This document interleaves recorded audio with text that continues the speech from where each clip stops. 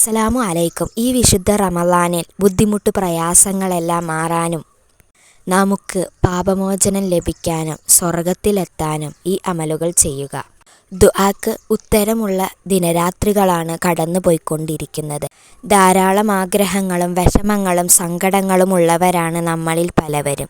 ഇൻഷാ അല്ലാ ഈ പറയുന്ന ദിക്റുകൾ ചൊല്ലി ആത്മാർത്ഥമായി അള്ളാഹുവിലേക്ക് അടുക്കുക. എന്തായാലും അള്ളാഹു ഉറപ്പായും ഉത്തരം നൽകുന്നതാണ്, പ്രത്യേകിച്ച് ഈ റമളാൻ മാസത്തിൽ. റമളാൻ മാസത്തിൻ്റെ വേറൊരു പ്രത്യേകത എന്നാൽ മഹദിമാരും മഹാന്മാരും മരണപ്പെട്ട സമയങ്ങളിലൂടെയാണ് നമ്മൾ കടന്നു പോകുന്നത്. അവരുടെ പേരിൽ ഫാത്തിഹകളും ദിക്റുകളും സ്വലാത്തുകളും അധികരിപ്പിക്കുക.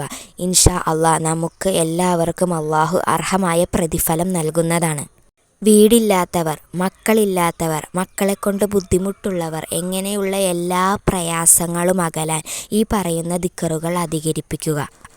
ആദ്യം മുത്തുനബി സല്ലല്ലാഹു അലൈഹി വസല്ലമ തങ്ങളുടെ പേരിൽ ഫാത്തിഹ ഓതുക. അതിനുശേഷം സൂറത്ത് ഇഖ്ലാസ് പാരായണം ചെയ്യുക 3 തവണ. റമളാനിൽ പ്രത്യേകമായി ചൊല്ലുന്ന ദുആകൾ അധികരിപ്പിക്കുക. അശ്ഹദു അല്ലാ ഇലാഹ ഇല്ലല്ലാഹ് അസ്തഗ്ഫിറുല്ലാഹ് അസ്അലുക ജന്നത വഅഊദു ബിക മിനന്നാർ.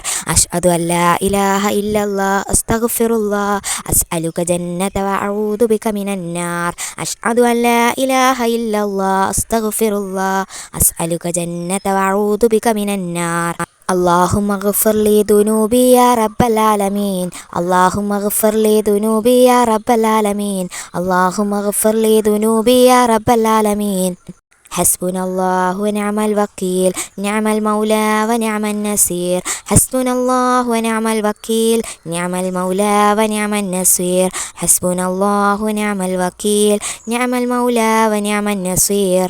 سبحان الله وبحمده سبحان الله العظيم وبحمده أستغفر الله. سبحان الله وبحمده سبحان الله العظيم وبحمده أستغفر الله.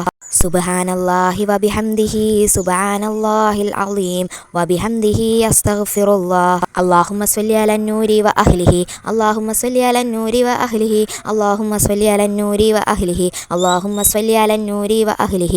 اللهم صل على النور وأهله. اللهم صل على النور وأهله. اللهم صل على النور وأهله.